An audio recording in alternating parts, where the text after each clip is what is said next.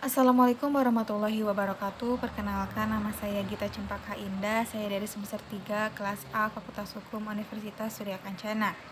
Di sini saya akan memenuhi tugas yang diberikan oleh Bapak Dr. Haji Dedi Mulyadi SHMH dengan asisten dosennya yaitu Bapak Dr. Muhammad Rendi Aridayandi SHMH dengan tugas yaitu mereview materi hukum administrasi negara pada pertemuan yang ke-10 pada tanggal 25 November tahun 2021, yaitu tentang pendapat kita mengenai mahasiswa atau mahasiswi tentang peraturan yang dikeluarkan oleh Menteri Pendidikan Kebudayaan, Riset dan Teknologi.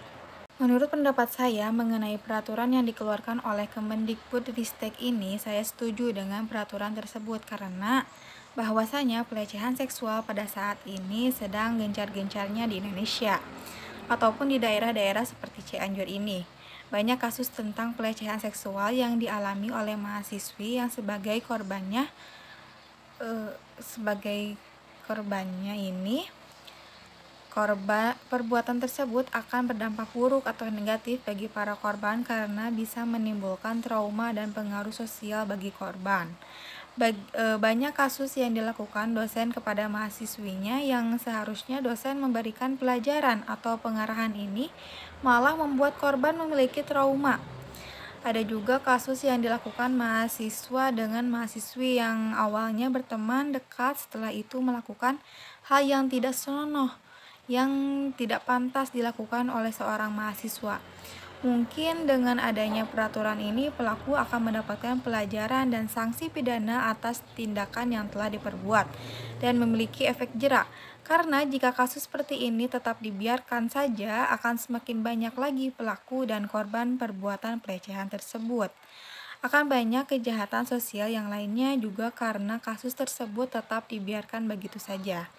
Banyak juga korban yang tidak melaporkan kasus tersebut karena takut dan malu terhadap lingkungan sosial. Tetapi jika terus begitu, pelaku akan merasa senang dan korban yang lainnya pun akan semakin banyak. Tetapi dengan adanya peraturan ini, pelaku akan mendapat hukuman yang setimpal atas perbuatan yang telah diperbuat. Dengan adanya peraturan ini juga korban akan merasa terlindungi karena ada hukum untuk para pelaku kejahatan seksual ini. Karena korban juga memiliki hak untuk perlindungan dirinya dan hak merdeka atau hak asasi manusia. Banyak kasus seksual, namun sang korban tidak melaporkannya karena takut dan malu terhadap pengaruh sosial karena tidak adanya barang bukti dan kepercayaan dari orang lain yang membuat kejahatan tersebut terulang lagi dan menambah juga korbannya. Dengan adanya peraturan ini, maka korban akan merasa terbantu dan merasa dibela dan dilindungi oleh peraturan tersebut.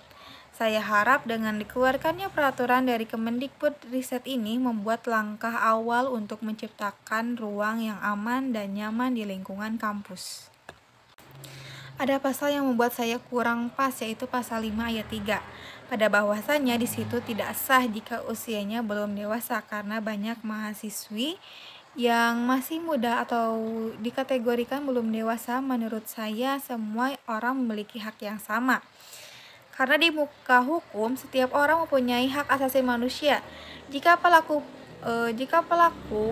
dalam pengaruh obat-obatan atau alkohol juga dianggap tidak sah, menurut saya itu juga tidak pas karena pelaku selain pengaruh obat-obatan dan alkohol juga melakukan kejahatan seksual. Kalau alasannya tidak sadar karena pengaruh tersebut, menurut saya makanya melakukan kejahatan seksual muka pelaku tersebut pasti dalam keadaan sadar dengan melakukan kejahatan seksual tersebut. Mungkin itu pendapat dari saya. Mohon maaf bila ada kesalahan. Wassalamualaikum warahmatullahi wabarakatuh.